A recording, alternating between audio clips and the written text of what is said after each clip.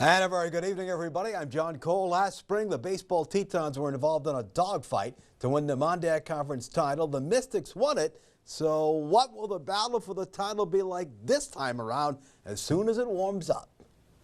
Yeah, every year is so different, and you know, there's so many more obstacles than just the other team you play. The schedule that you get laid in front of you, the fact that, you know, we're going to find a way to cram a bunch of games into a very short period of time once again.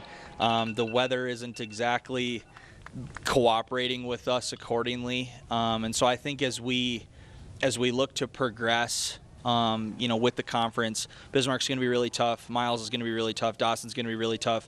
Lake Region's always really scrappy. We actually got to see Botno in Arizona in a non-conference game, which was great. So we actually have a little bit of an idea as to what to expect because we didn't even play them last year in the conference. We actually got that series canceled and we didn't make it up. And so you never really know what you're going to get. Everybody's relatively young. Miles is probably the most experienced team in terms of like having sophomores, but they don't have a lot of experience in terms of guys that played. They have a lot of third-year guys left from the COVID years and things like that, and so it's going to be a lot of fresh faces. As everybody's going to try to learn everybody as quick as possible. It'll be a lot of conversations with other coaches, you know, around the league trying to get some scouting reports. So should be really competitive.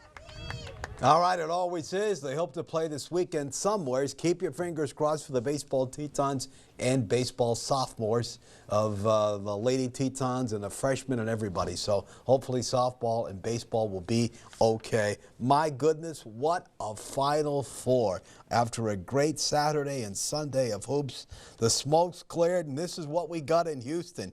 Florida Atlantic and San Diego State at 5:09. Yes, neither one of those two schools have ever been to a Final Four, so that makes it exciting. It's like the State B when smaller schools get there. So Florida Atlantic and San Diego State, then UConn, who has had a lot of success, they will take on Miami. Jimmy Larinaga, when I was growing up right in between Boston and Providence, Jimmy Larinaga was an outstanding guard forward for Providence College, and he's 74 years old now. He took George Mason to the Final Four and now has done the same thing with Miami, so it's historic. 3 out of 4 have never been to the Final Four. That is going to be great, and I would say the college basketball fans, get used to it, because with the transfer portal and the image thing that's going on with the likeness, it's a whole different ball game. So I think it's great for college sports. The Twins open on Thursday at Kansas City. This morning they were playing the Buccos, who, like the Twins, trying to come back from a horrible season a year ago. Let's warm up and go south for spring training action. Joe Ryan, is this the year he turns it on and becomes the Twins ace? Let's hope so. He gets Cabron Hayes here. Bottom half of the frame, Ed Julian. New name, he's a center fielder. He's going to come up with a base hit. Trevor Lark is going to score. That will tie. Doesn't that grass look nice? Oh, my goodness, that looks nice. All right. Then later in the second, 2 on, 0-2. It's Hernan Perez with a shot to right field. Folks, that's a 3-run shot. That is going to make it a 4 Twins run lead. The next inning, the Twins add 2 more.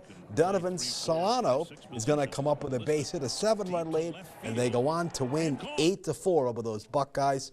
And that is good news. They're going to open up Thursday in KC. Mr. Lopez makes his debut as a Twin starter. Let's take a timeout.